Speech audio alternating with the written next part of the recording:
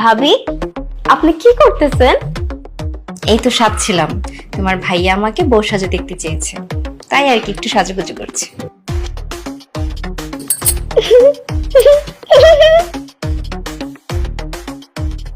কিন্তু ভাবি, এটা তো আপনার বিয়ের শাড়ি না।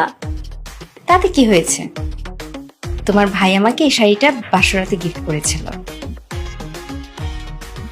আর বাসরাত যে কতটা মধুর হয় সেটা যে করে সেই খুব ভালো জানে। ও,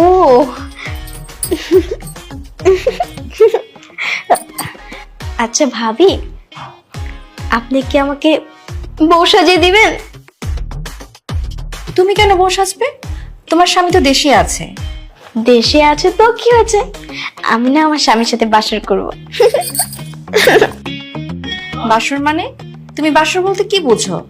আগে তুমি বড় হও, তোমার আক্কেল জ্ঞান ফিরে আসো, তারপর না হয় ভেবে দেখা যাবে।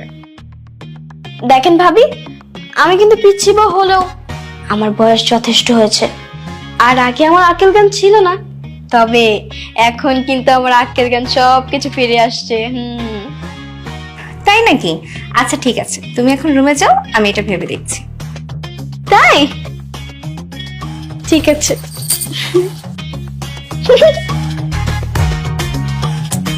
ঘটনা কি? এই পিচ্ছিটার কি আবার আক্কেল জ্ঞান ফিরে আসছে নাকি?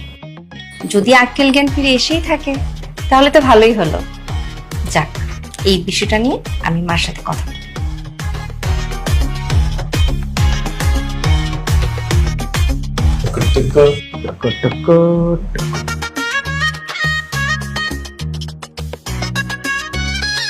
একটি যথেষ্ট। চাহিদা মাত্র ইয়ার বাহককে বাধ্য থাকিবে। 1000 টাকা চাওয়ার আগে লই গেছি। যাক, এই কয়দিন আমার 1000 টাকা দিয়ে চলবো।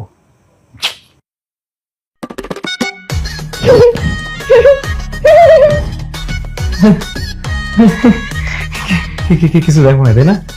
হ্যাঁ, আমি তো সবকিছু দেখছি। সব দেখা লাইছো? কি দেখছো? এই যে তুমি যে মার ব্যাগ থেকে 1000 টাকা চুরি করলে আর টাকা টাকা টাকা টাকা করতেছিলে। সর্বনাশ করে লিছে। এমে তো নাক কোন নাই, কোন জায়গায় কি পেছ লেগেছে। হায় রে, তুমি দেখছো না? কিন্তু আমি তো সব দেখছি। 100 টাকা মানে এটা আমার জন্য? হ্যাঁ, সম্পূর্ণ মালিক তুমি।